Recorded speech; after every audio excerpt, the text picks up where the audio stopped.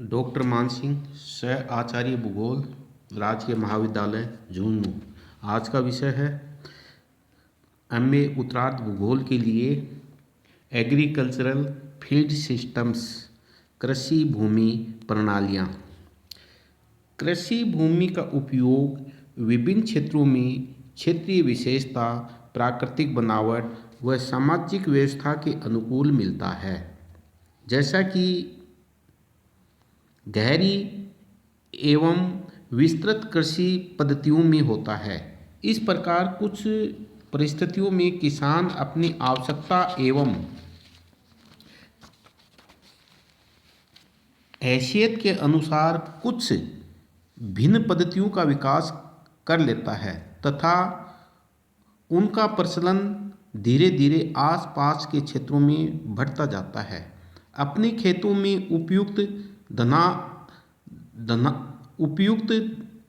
धनाभाव के कारण खाद, सिंचाई मशीनों आदि के अभाव में वह अपने सीमित साधनों द्वारा भरण पोषण युक्त खेती करता है। इसके लिए वह कभी उपयुक्त साधन जुटा पाता है और कभी नहीं। इस प्रकार वह खेती का रखरखाव विभिन्न तरीकों से करता रहता है, जिसे कृषि भूमि रखरखाव प्रणाली कहा जाता है। विभिन्न कृषि भूमि की व्यवस्था एक निश्चित दिशा में ही मिलती है तथा विभिन्न समूह में भूमि पर एक निश्चित व्यवस्था से कृषि की जाती है, जो उपलब्ध साधनों पर निर्भर करती है। इस प्रकार कृषि भूमि के रखरखाव के आधार पर 4 व्यवस्थाएं बन जाती हैं, जिसमें प्रथम व्यवस्था है भूमि की अंतरिम प्रणाली। इस पद्धति में किसान अपनी संपूर्ण खेत का वह भाग काम में लाता है जिस पर उसने हरी खाद का उपयोग किया है, क्योंकि कभी कभी खाद पर्याप्त मात्रा में उपलब्ध नहीं होने के कारण वह अन्य आर्थिक कारणों से पूरे खेत पर फसल का उपयोग करने में असमर्थ होता है तथा उसके कुछ ही हिस्से पर पानी, गोबर खाद देकर फसलें उत्पन्न करता है। शेष भाग बिना फसल के रह जाता है। इस पद्धति को अंतरिम प्रणाली या इनफील्ड सिस्टम कहा गया है। इस प्रकार खाद दिए गए हिस्से का भारी क्षेत्र पड़त के रूप में छोड़ दिया जाता है। इस प्रकार की प्रणाली का प्रचलन अधिकतर उन भागों में मिलता है जो कृषि क्षेत्र में अभी अविकसित हैं, अर्धविकसित हैं। भारत व दक्षिण पूर्वी एशिया के कुछ भाग, अफ्रीकी, अमेरिकी, लैटिन अमेरिकी देशों के भाग, जहां समय समय पर किसान इन तरीकों का उपयोग करते हैं। प्राय वे क्षेत्र जो घुमक्कड़ पशुचारण के अंतर्गत हैं तथा कुछ स्थायी जीवन यापन करने लगे हैं, अपने विस्तृत खेतों में कुछ भाग में खाद देकर बीज डाल देते हैं। हरी खाद के अभाव में भी सीमित भाग में ही खेती की जाती है। इस प्रकार ऐसी पद्धति वाली कृषि को अंतरिम भाग पद्धति के रूप में कहा जाता है।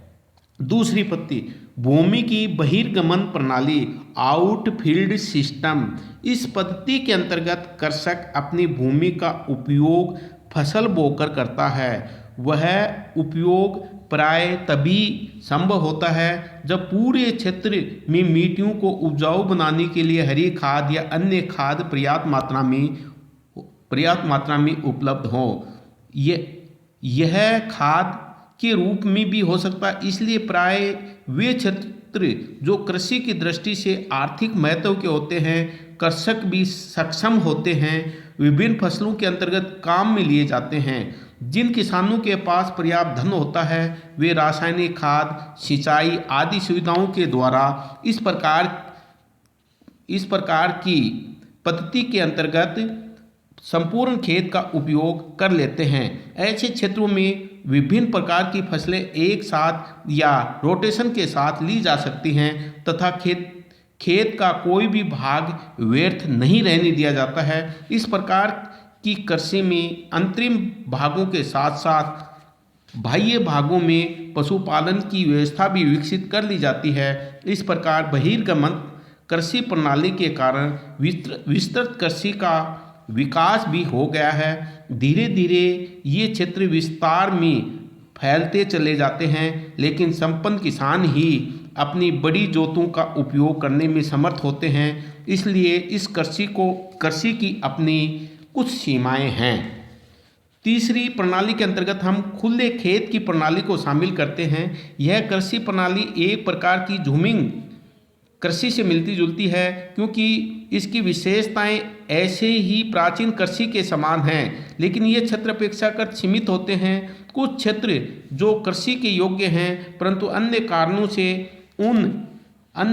से उन पर फसलें नहीं बोई जाती हैं, या कभी पानी की उपलब्धता पर ही फसलें ली जाती हैं। अधिकांशतः ये क्षेत्र चरागाह के अंतर्गत होते हैं, जिस पर पशुचारण होता है। इन क्षेत्रों पर किसी की कोई रोक टोक नहीं होती है। सामूहिक रूप से घास काटने, पशु चराने का कार्य किया जाता है। ऐसे क्षेत्रों की निश्चित सीमा भी नहीं बांधी जा सकती है। इस प्रकार के क्षेत्र में जनजातीय समूह या धार्मिक कृषि भूमि को इसके अंतर्गत लेते हैं। इस प्रकार की अविकसित कृषि भूमि अधिकतर खुले रूप में काम में लाई जाती है।